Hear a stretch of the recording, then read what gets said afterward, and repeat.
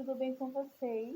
Estamos em mais um vídeo e hoje é a introdução, né? O dia 1 do jejum de Esté que eu vou iniciar ainda e eu quero trazer vocês juntamente comigo para inspirar vocês também a fazer. Eu vou estar explicando aqui tudo certinho como é que vai ser feito. Mas antes de começar, eu quero dizer para vocês que ontem foi ano novo e ontem eu comi algumas coisas com leite e eu tenho intolerância à lactose.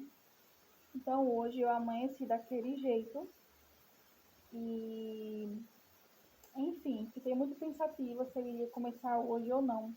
Mas eu não vou fazer o que o inimigo quer, eu vou começar hoje. É por isso que eu vou fazer aqui uma refeição de leve. Sobrou um pouquinho de arroz à grega e eu vou estar comendo esse arroz à grega e bebendo essa água aqui. Um restinho que sobrou de ontem para forrar meu estômago, já que eu perdi muito líquido e, enfim, preciso estar preparada, né? Como eu vou passar 3 dias sem comer e sem beber nada, eu preciso desse mantimento antes, de me preparar. E eu vou comer aqui e daqui a pouco eu sento para conversar com vocês e explicar como é que vai funcionar. Já fazem 5 horas que eu gravei aquele primeira parte do vídeo com a introdução desse, né, vídeo. E agora eu quero sentar aqui para conversar com vocês, para dizer como é que vai funcionar esse primeiro dia do jejum. No vídeo anterior, explicando o que é jejum, como fazer, eu disse que existem 2 tipos de jejum, o pessoal e o coletivo. Nós estamos fazendo aqui, nesse propósito inicial do ano, com o coletivo. Porém, os motivos do jejum é individual e fica para você, tá certo? Não precisa comentar aqui embaixo, não. Então, a primeira coisa que precisamos fazer é escrever ou pensar quais os motivos deste propósito. Eu já anotei os meus motivos, certo? E já fiz a minha oração apresentando ao Senhor. Inclusive, assistam ao vídeo anterior, caso não tenha assistido, porque lá eu explico detalhadamente como dar início, o que fazer durante esse processo de jejum e como finalizar ele. É muito importante vocês assistirem aquele vídeo para poder vir para esse, tá certo? O livro de Esté possui 10 capítulos. E hoje eu fiz a seguinte divisão. Meditação nos 3 primeiros capítulos. A Bíblia que eu estou usando para este projeto é a NVI, Nova Versão Internacional do Thomas Nelson. Essa aqui é a Bíblia Anote. Também eu tenho este livro aqui, que eu vou ler, que é Personagens Bíblicos do Antigo Testamento, onde tem sobre Esté. Então, vai me ajudar também nessa parte. E também tem a internet para estar estudando. Então, vou reunir tudo isso aqui para estudar e vou pontuar tudo para vocês na minha visão. Espero que vocês também façam a mesma coisa aqui nos comentários. O que você aprendeu nos 3 primeiros capítulos de Esté? Então, vamos embora.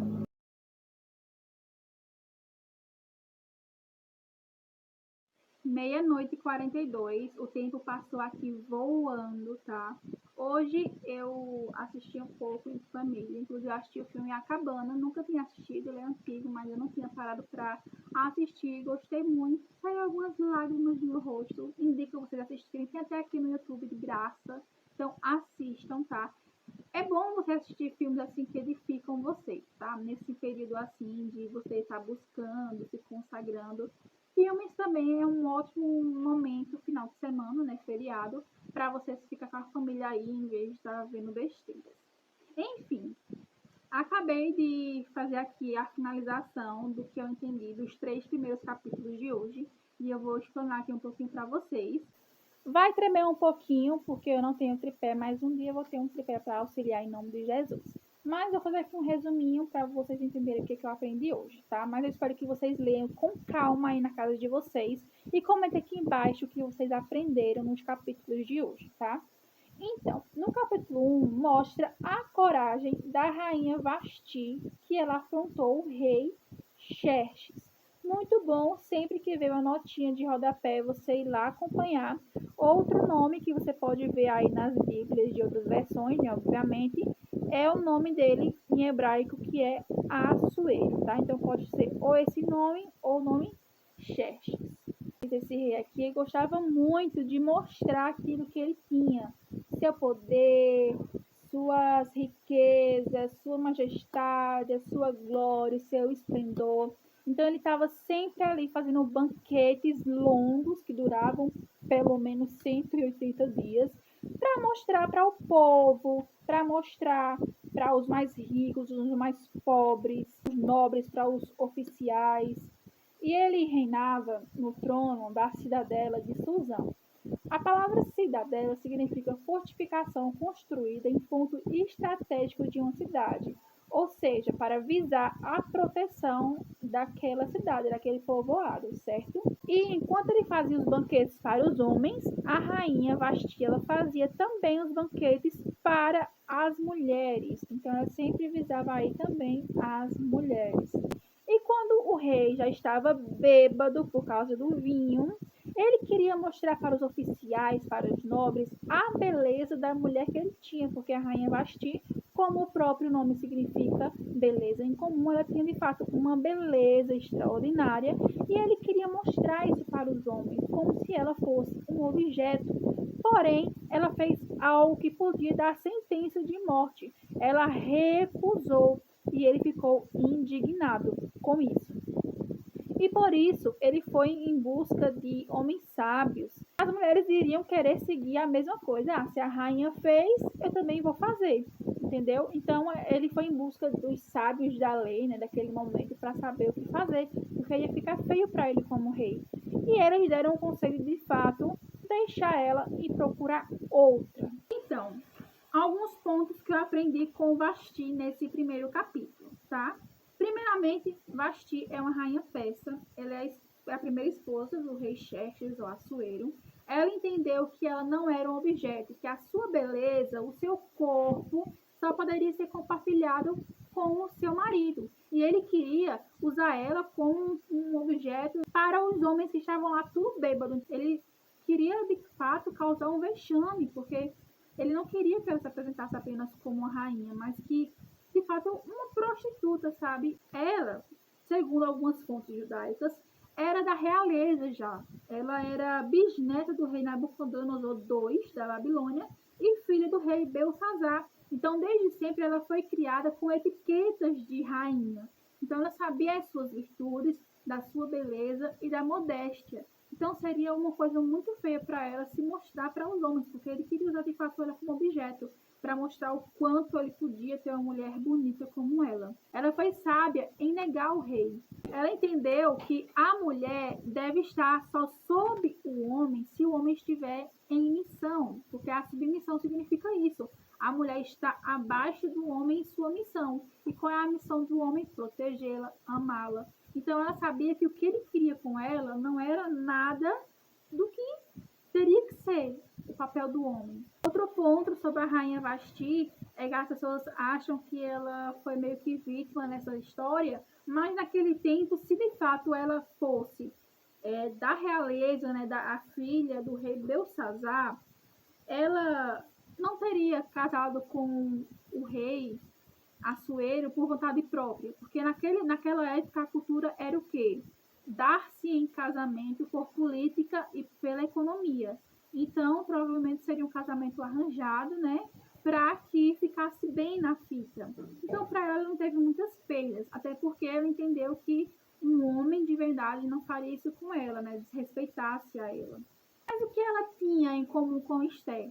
A coragem. O versículo 17 mostra que a rainha Vasti, a sua conduta poderia ficar conhecida por todas as mulheres, porque ela era uma mulher que influenciava as outras mulheres. E a reflexão que tenho para mim aqui: como tem sido a nossa conduta como mulheres cristãs? Quando somos cristãs, estamos sempre sendo vigiadas pelo mundo. Um mundo em que vai nos odiar porque odeiam a Cristo. E como tem sido a nossa conduta sendo influenciadoras de Cristo, né, no dia de hoje? Como é que as pessoas de fora nos veem como uma mulher cristã? A nossa conduta tem sido boa ou ruim? E falando sobre a boa conduta de uma mulher cristã, eu fiquei pensando, e se fosse nós Deus como nosso rei, que é, na verdade, nosso rei. A nossa má conduta, como é que ele leva? Deus é misericordioso. Deus tem paciência, muito. Porém, também vai chegar um dia que essa paciência vai esgotar, porque ela tem limite. E me levou lá para 1 Coríntios, capítulo 8, versículo 9 a 13. Contudo, tenham cuidado para que o exercício da liberdade de vocês não se torne pedra de tropeço para os fracos. Pois se alguém que tem a consciência fraca vir você que tem este conhecimento, comer no templo de ídolos, não será induzido a comer do que foi sacrificado a ídolos? Assim, esse irmão fraco, por quem Cristo morreu, é destruído por causa do conhecimento que você tem. Quando você peca contra seus irmãos dessa maneira, ferindo a consciência fraca deles, peca contra Cristo. Portanto, se aquilo que eu como leva o meu irmão a pecar, nunca mais comerei carne, para não fazer meu irmão tropeçar. Aqui fala sobre carne, mas podemos colocar para todas as áreas da nossa vida, tá? E eu fiquei refletindo sobre isso. A nossa conduta tem feito alguém tropeçar? Porque nós, como eu falei, somos pessoas que influenciam outras, porque somos mulheres e somos cristãs.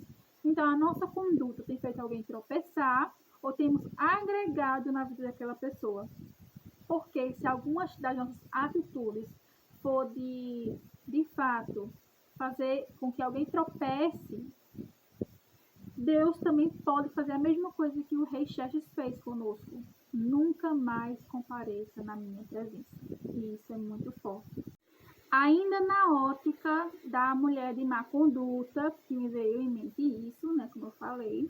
No versículo 22, lá no finalzinho fala, todo homem deveria mandar em sua própria casa.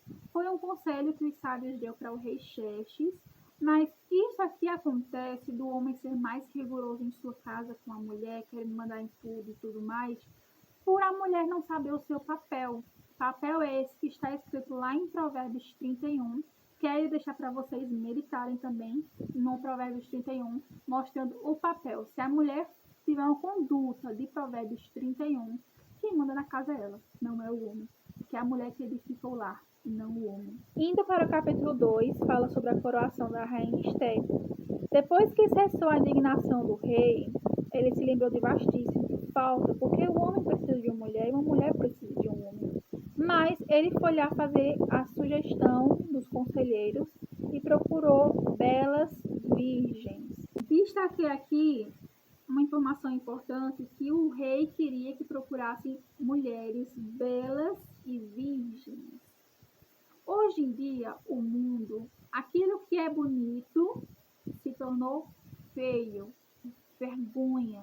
E aquilo que é feio se tornou bonito. Porém, biblicamente, para as nossas vidas, feliz e preciosa é aquela que se mantém pura até o matrimônio. Isso aqui não é sinônimo de vergonha, mas é de fato você se valorizar e entender o valor que você tem, que você de fato é uma joia preciosa para o Senhor. Então não tenha vergonha se as pessoas te zombam por você querer esperar para o casamento. Isso é um ato muito bonito e te torna pura perante ao Senhor. Aí ele começou, né, levaram as lindas moças para fazer um tratamento de beleza que durava 12 meses aí. E um ponto muito importante sobre esse tratamento de beleza é que ele era feito durante 12 meses. Feito de quê? 6 meses com óleo de mirra e 6 meses com perfumes e cosméticos. Primeiro ponto, mulher tem que ser bem tratada. Então, para um homem de verdade conseguir conquistar uma mulher de verdade, precisa tratar ela muito bem. Então, as mulheres foram muito bem tratadas, tiveram momentos de beleza, comidas especiais, e isso é muito importante. Então, ponto para as meninas aí que estão em busca de um namoradinho. Vejam desde o início como de fato eles te tratam, como tratam outras mulheres, como trata a mãe deles e as mulheres de sua família. Se vê algum sinal de um tratamento que não é um tratamento real de princesa, sai fora. Fuja. E outro ponto que eu achei interessante sobre esse tratamento de beleza é que aqui eles estavam cuidando daquilo que elas já tinham. Usavam mirra é ótimo para o corpo, para o cabelo principalmente. Usavam perfumes e cosméticos para ficar sempre cheirosa, bem hidratada. Então, não era para esconder o que elas tinham, mas era para realçar aquilo que elas tinham. Então, a beleza da mulher já está naquilo que Deus fez ela para ser. Se ela tem um cabelo cacheado, que Deus deu para ela um cabelo cacheado, cuide do cabelo cacheado. Se ela tem olheiras, espinhas, faça um skincare, mas não faça rebocos para cobrir isso. Esse foi um ponto que eu aprendi hoje que eu achei bem interessante. De fato, realçar a beleza que cada uma já tem. E não esconder atrás de coisas que o homem cria para, enfim, enfeitar a pessoa, sabe? Então, as mulheres, depois desses 12 meses, foram se apresentadas ao rei e elas não poderiam voltar ao rei se ele não chamasse pelo nome. E chegou em Esther, no versículo 17, o rei gostou mais de Esther do que de qualquer outra e, resumidamente, coroou-a como rainha. Por quê, gente? Porque ela causava boa impressão a todo mundo que a via. Também porque ela tinha Deus do lado dela, né? Obviamente, porque tudo isso aí foi um plano de Deus, desde o princípio. Então, ela tinha um propósito de se tornar rainha. Era um chamado para ela. Outro ponto muito importante na continuação do capítulo 2 é que Mardoqueu, o primo de Esther, descobriu uma conspiração que 2 oficiais do rei, Bigtan e Teres, queriam assassinar o rei. E ele contou para Esther, Esther contou para o rei, e por causa disso, o nome de Mardoqueu estava registrado nos registros históricos na presença do rei. Isso é um ponto muito importante para vocês entenderem. E para o capítulo 3, um resumo bem mais rápido aqui para o vídeo não ficar muito longo. O rei honrou Amã, filho de Amedata, numa posição mais elevada. Então, onde ele passava, todos se curvavam, menos Mardoqueu, que Mardoqueu ficava lá rodeando, né, o palácio para saber o que estava acontecendo com Esther, estava tudo bem com ela. Então, ele era o único que não se prostrava e começou aqueles burburinhos. Ele dizia que ele era judeu, um ponto. A Esther, desde o princípio, não podia dizer quem ela era, sua nação. Mas Mardoqueu começou ali já a dizer que ele era judeu. E o rei Ramã, ele começou a se irar com ele. Então, pediu ao rei para que fizesse um decreto para que matassem todos os judeus, porque ele estava com ódio dos judeus, porque o costume dos judeus era diferente de todos os outros povos. E ele não iria se prostrar a um homem, somente a Deus. E é um ponto muito importante aqui, no versículo 8, sobre isso, sobre os costumes ser diferentes de todos os outros. Nós temos que ser conhecidos como um povo que tem o costume diferente com o mundo, porque nós temos que andar contramão ao mundo, não seguir aquilo que o mundo segue, mas o mundo tem que seguir o que a palavra segue, porque nós somos um povo que seguimos a palavra. Então, de fato, nós seremos zombados, porque nossas vestimentas são diferentes, nosso linguajar é diferente, e tem que ser assim, porque temos que seguir as santas escrituras. Então, de fato, seremos conhecidos por sermos diferentes. Outro ponto, no versículo 9, mostra sobre destruição. O Ramã queria decretar que destruísse todo o povo judeu. E da mesma forma, o inimigo vai fazer em nossas vidas, todos os dias, ele vai tramar alguma coisa para destruir cada um, filho de Deus. Ele não se agrada da gente de nenhuma forma, então ele vai tentar nos atacar de qualquer forma em todas as áreas da nossa vida. Então, que possamos estar cientes disso e nos revestindo como estamos aqui agora, para que ele se levante para cair, porque é somente isso que ele serve, né? Então, isso foi o que aprendi nos 3 capítulos de hoje, principalmente sobre as mulheres, né? Inclusive, vou postar isso aqui agora no meu Instagram, Mas é isso, gente. Eu vou me despedir por aqui nesse primeiro dia. Hoje, não senti fome. A única coisa que eu senti foi muita sede. Tô com muita secura na garganta. Só isso mesmo. Mas por aqui, no momento, está tranquilo, tá? Graças a Deus. Então, até amanhã.